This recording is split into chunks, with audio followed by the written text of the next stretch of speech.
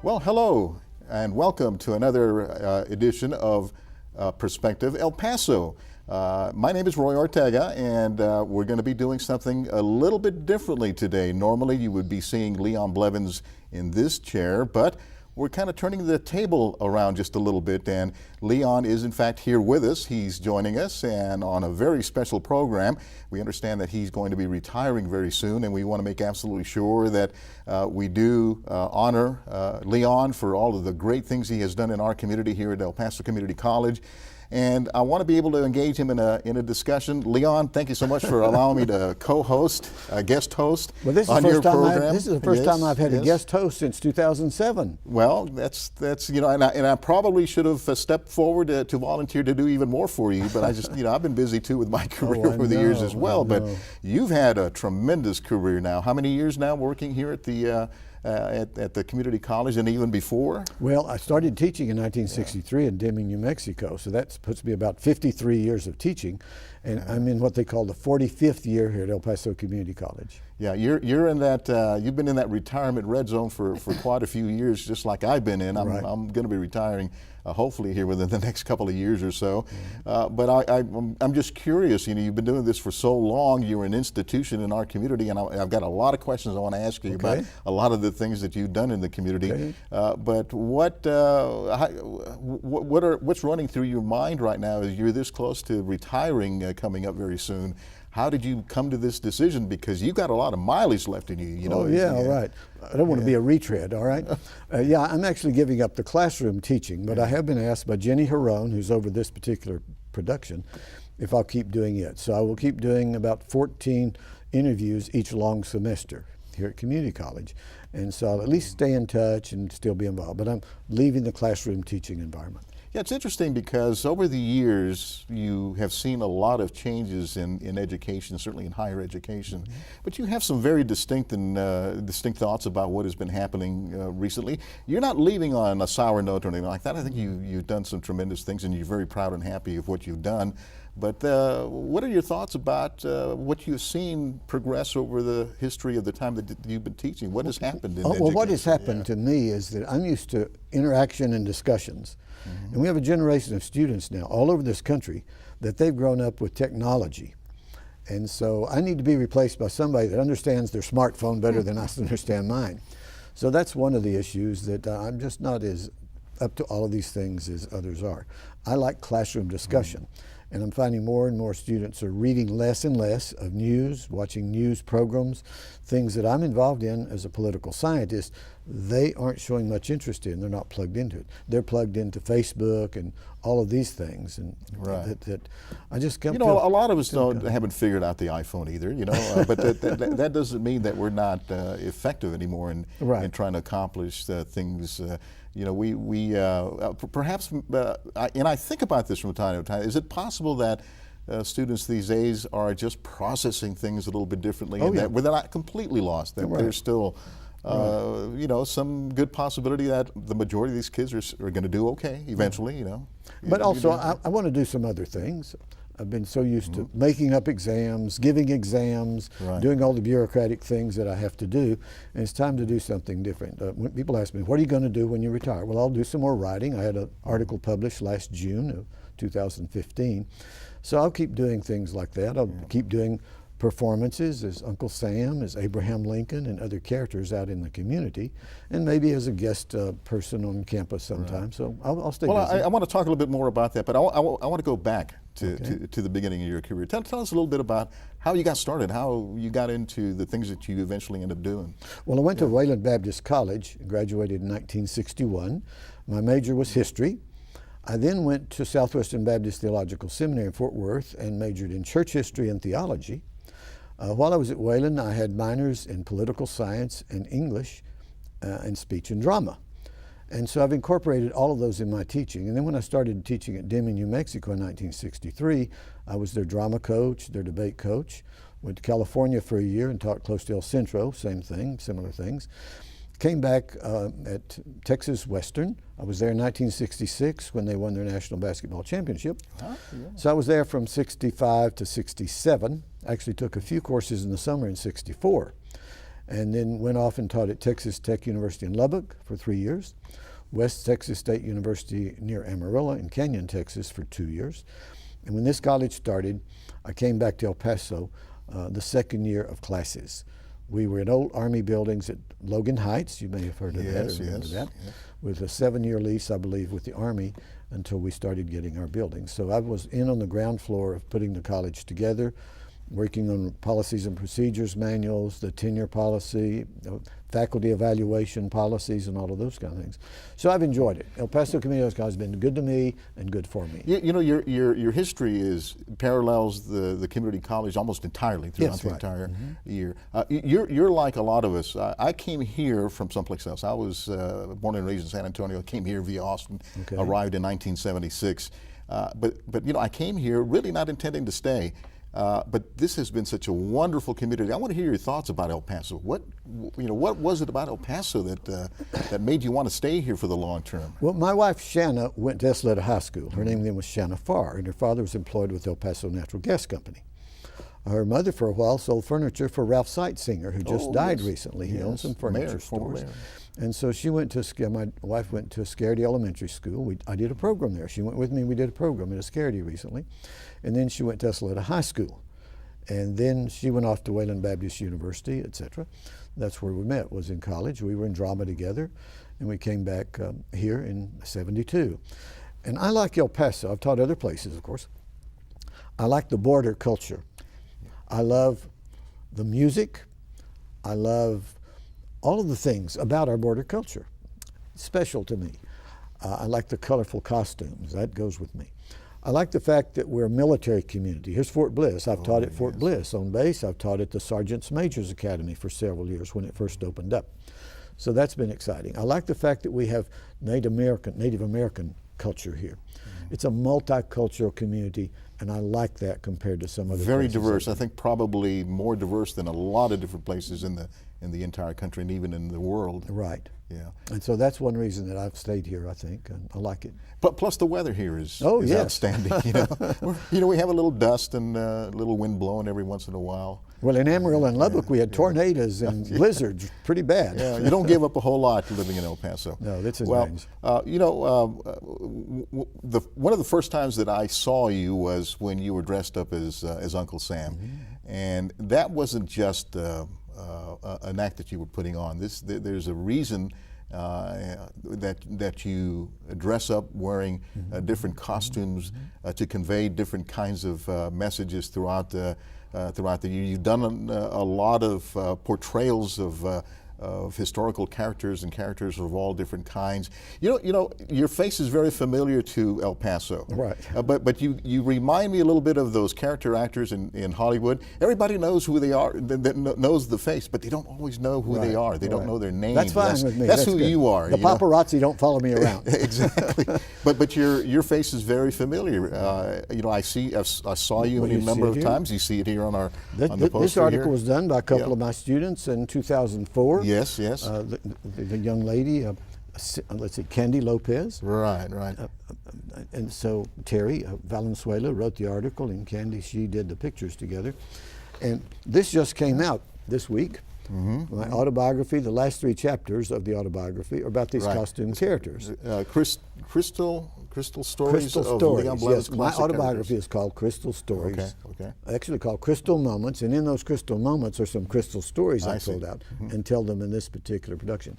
Claire Boussaint Rodriguez, my assistant with this TV show, did the cover for this. Yes, beautiful. It's all the characters that you portray. Yeah. And so there's Don Juan Doñate, the most controversial character, I guess, that I've done. Another very controversial character is the first one I started doing is the racist when I was at Texas Tech. And Lubbock has some racial discrimination problems, as you've heard about. So when I was there, I started doing the racist in class to get students to think about how people were treated, words that were used. It was not gratuitous. There was a definite message and a lesson to be learned from you dressing up this way. Right. Correct. In Amarillo, when I was up there, my family and I, all of us, 5 members in our family, acted in the outdoor musical drama Texas. And when I was interviewed by an Amarillo newspaper reporter, and he had heard of some of these characters I'd been doing, And he actually put a little headline in there, the editor did, "Don't mess with this prof." And then it discussed how I use drama to teach political science. I see it all tied together. Everything, all of life to me is symbiotic, it's all tied together. Right. You know? So that's how I got into it, the racist. Then I got a cardboard hat at some political rally that was like Uncle Sam would wear. And then I put on a patriotic shirt, so I started going to class as Uncle Sam. So when I came to El Paso in 1972, to El Paso Community College, I was only doing two characters, the racist and Uncle Sam. Then I would go to flea markets such as Dyer Street or Ascarity or Bronco, and as I'd walk through, I'd be thinking, how could I use, Army fatigues, I could become Rambo. So I became Rambo. I saw a Superman outfit. I could be Superman, a Superman shirt, just a simple t-shirt, Superman. And then mariachi outfit, buy a hat. And a student, when I wore a hat to class like that one day, and I did the Mexican hat dance for the class, and this young man said, would you like to have a mariachi outfit? So he gave me one of his older maroon mariachi outfits. He went to a different band with a different color. I saw George Washington uniform from the Sojourners group that teach you about the stars on the flag. It was at a flea market on the west side on Donovan Street or something. So I'd pick these up, and then I would go into class and I would be that character. I ended up with a full-scale, official Soviet KGB dress uniform. And so I ordered $350 worth of medals to go in the uniform. And that one I found out in Northeast El Paso. So each character has a message, has a lesson to, that's right, to convey. I don't do it just to put on a show. Right. And not all of them have been, there have been a few that have been a little controversial. Oh, yeah. Right. We talk about the racist, that one in particular, but here again, a very clear message that you're trying to convey. Right. But you also had another one that raised a few eyebrows as well, particularly because of the cultural sensitivities here, and that was the Don Juan de Oñate character. Yeah. Tell me about that one and what the reaction was locally. Well, what happened was Hector Serrano started doing first Thanksgiving reenactment. Sheldon Hall, a businessman, formed the Mission Valley Association, and then he got Hector to develop this first Thanksgiving reenactment. And Hector asked me to be in it about the third year, I think it was. The first 2 years at the Chamazal, I went and watched it, and then he asked me to be in it the third year. And then in 1998, Sheldon put together the Quadricentennial, 400 years of the Spanish in this area. And so I go to class. My wife actually helped me put together an outfit, right here it is, and I called it Don Leon. I wasn't Don Juan de Oñate, I was just somebody on the expedition, Don Leon. And when I presented that in class and advertised the event coming up at Socorro Park, Cougar Park in Socorro, I had reactions from students, one student particularly, student body president, and a teacher on campus. When they saw me and I mentioned the Quadricentennial, they both said, we don't like it. I said, why? Yeah. Because they said they were Native Americans. I said, even though you have a Spanish name and you eat Mexican food and you hear Spanish music, Mexican music, you're Native Americans, and that's what they said. Yeah, we're so they demonstrated against Don Juan de Oñate. Don Juan de Oñate, who was not known to be kind to the indigenous that's people. Right. Enslaved them. Right. The story was he cut the feet off of some men who were disobedient. So then later I became Don Juan de Oñate because Hector Serrano took off for a while from doing the first Thanksgiving reenactment, and a woman named Mary Davis from the Mission Valley, she and I kept it going. She was technical director with the horses and all that stuff, costumes, and then I got my students to go and work as the members of the cast. And so that was great fun. I did that for 2002, 2003, 2004. And so I actually did wear the Don Juan de Oñate costume, this one. And another one year was a gray costume. Right. I was Don Juan de Oñate dressed like this with the more informal. In 2007, I think it was, when they unveiled and had dedication of the John Hauser statue. It was supposed to be Oñate. Yes, and that is correct. Some of my former students led a movement to change the name of it. It's not a horseman, right? The equestrian. The equestrian, Yes. And instead of putting it at Cleveland Square by the History Museum, they got it put in front of the airport. I told them, I said, that's crazy. More people will see it in front of the airport and ask questions about it than if they were downtown. But it's a way of bringing that history to life. It's what the whole point is that correct? Yeah, I told the students and the professor that were upset with me doing these parts, And we were actually demonstrated by some of the Acoma Indians that came down from New Mexico. I recall that, statue yes. that I was a dance performer at that event out at the airport. So I made the point, maybe we should not celebrate Oñate, but we should commemorate.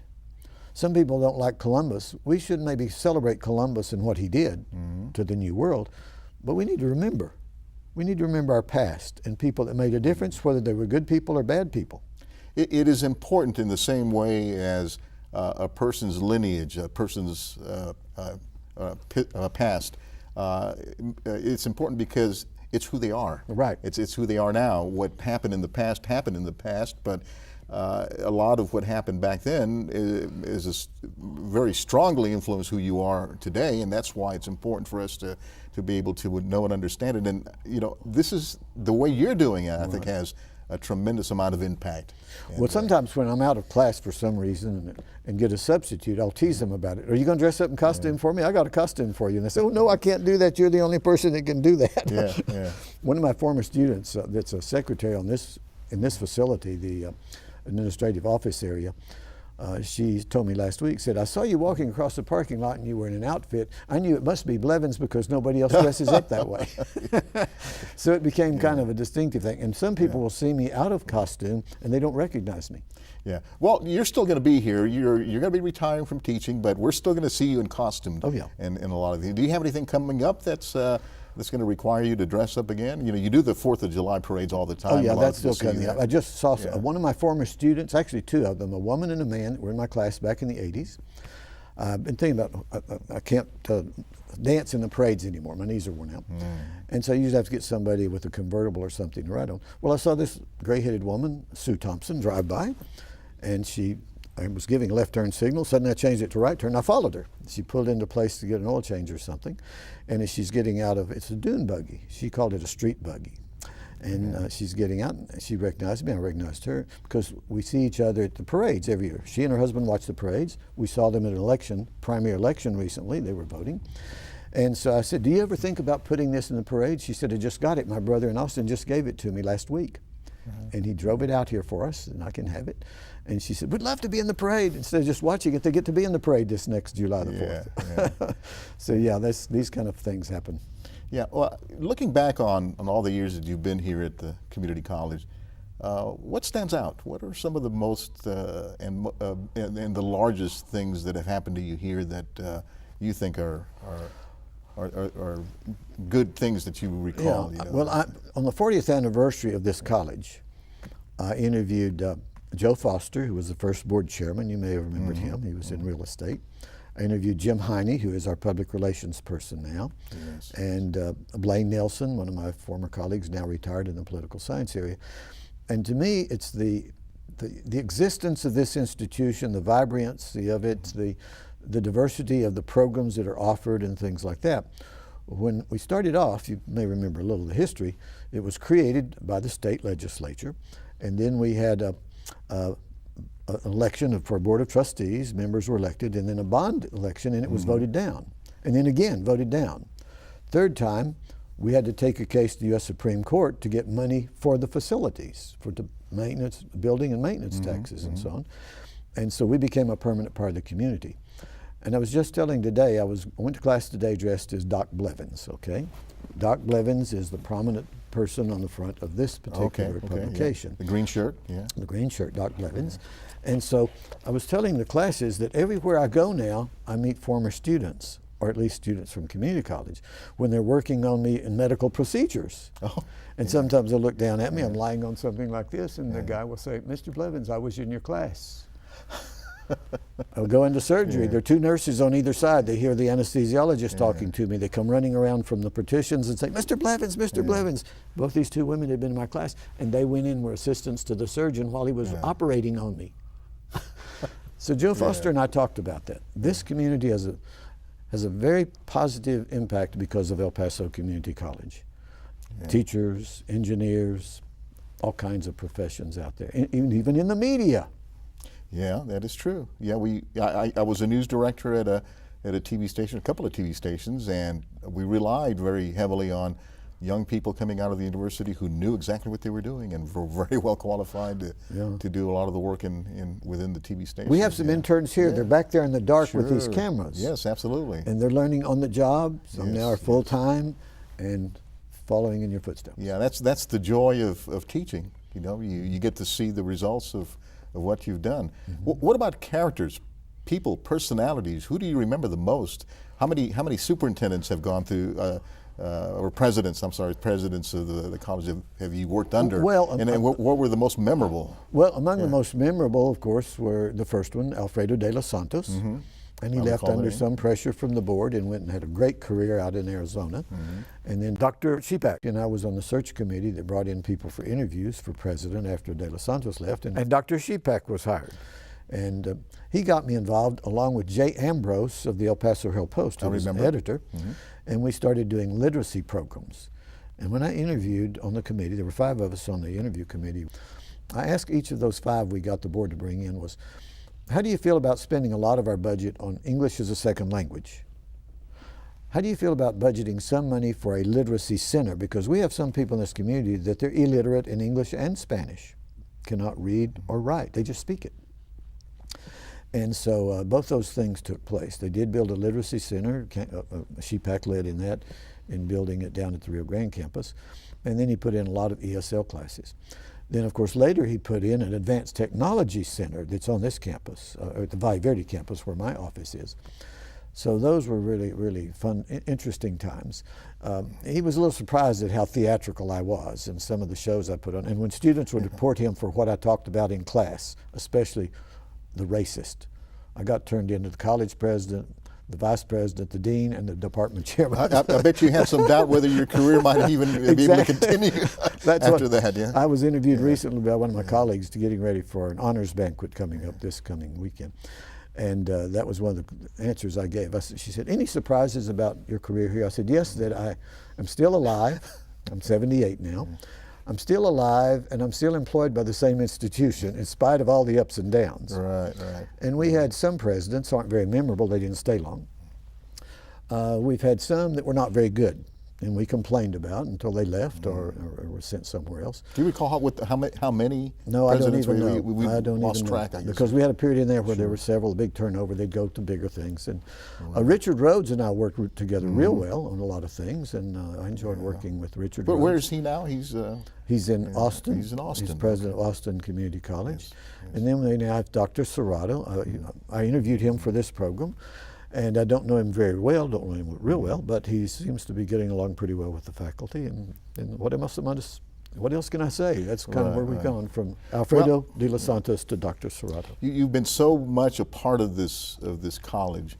What are your hopes and your dreams for the future? What do you expect to see this college, this institution, as being, say, 10 or 15 years from now? Good question. You asked me if I have any events coming up.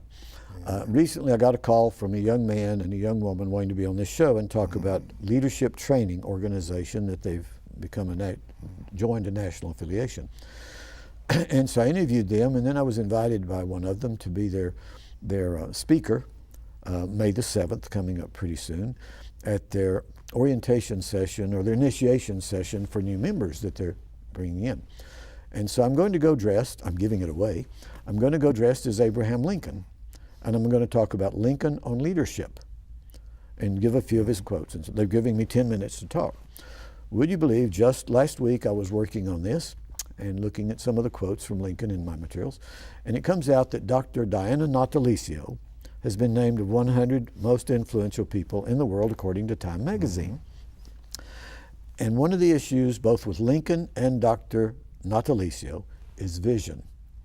Do you have a vision for your organization? What do you want it to become? In the early discussions about this institution, it came up, do we want our college to be one big campus, like, say, UTEP or something like that, or multi-campus institution? Well, we decided multi-campus institution, and that gives opportunity for people from different parts of the county. This is a county-based institution. That is correct, to take classes. So the vision. When I asked Dr. Natalicio, I've interviewed her twice in the last several years, about her greatest accomplishment, she said, well, probably the Undergraduate Learning Center. This morning on public radio, I was listening to announcements of things happening in El Paso, and upcoming is water discussion, a man coming down from Colorado to talk about our water needs in the Southwest, and the meeting is going to be at that center. And so it's a vision of more buildings, not just more students, but more buildings and then things within those buildings. That center is very equipped for modern electronic education, okay? And so that's part of it, vision. And years ago, I was teaching at Texas Western, probably 1965 or 66, and came to the executive branch of government. And a young man asked, Mr. Blevins, how do you define leadership? I said, well, I define leadership as designating a direction you want people to go and then motivating them to go that direction. And that takes communications. Two ways, not just me telling you what I want, but me sensing your feedback, both physically and verbally, so I kind of know how we need to adjust things to get things done and accomplish things that we want to do. Right. What we want to do here at the community college is educate the people in many different areas to make a better impact upon our community. Now, many will get trained here and go somewhere else, but those that train here, stay here, they will make my health better, they will make my teeth cleaner, they might even do something to help my mind learn Spanish. Overall, improve the quality of life that exists here on the border. That's right. That's important. You know, this is a growing community. We're much larger than we were when I arrived in 1976, and the needs, I think, are going to increase. Oh, yes. The demands of this community college. And I think that as we have larger corporations that choose to relocate to the border area, to El Paso in particular, I think the demand on the community college is going to increase.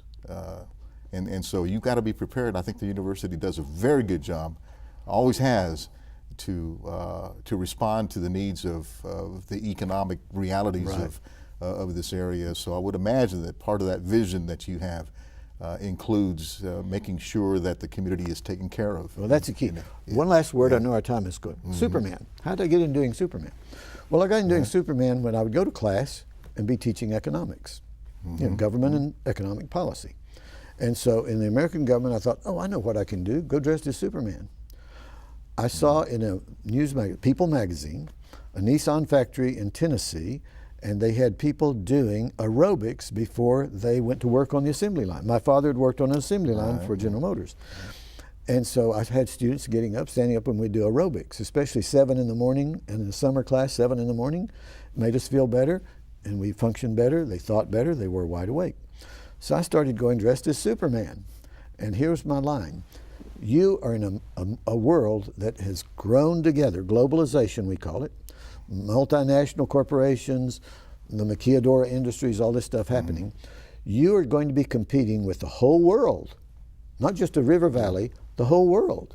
You're going to have to be Superman and Superwomen. You're going to have to be in physical shape. You're going to have to be in mental shape. And in some cases, you're going to have to be emotionally prepared for changes in your life. And you've got to be prepared to do it in a very smart way, because that's what the demands of the future are going to. That's right.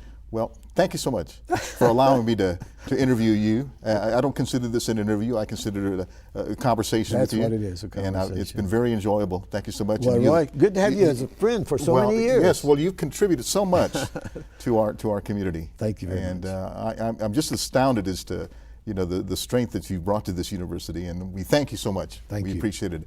And to those of you at home watching, thank you for watching. And I think you're going to be seeing more of Leon Blevins here on this program. I'll be going back to my job at the nonprofit agency I work for, but looking forward to coming back at some point in the future. Thanks again for watching.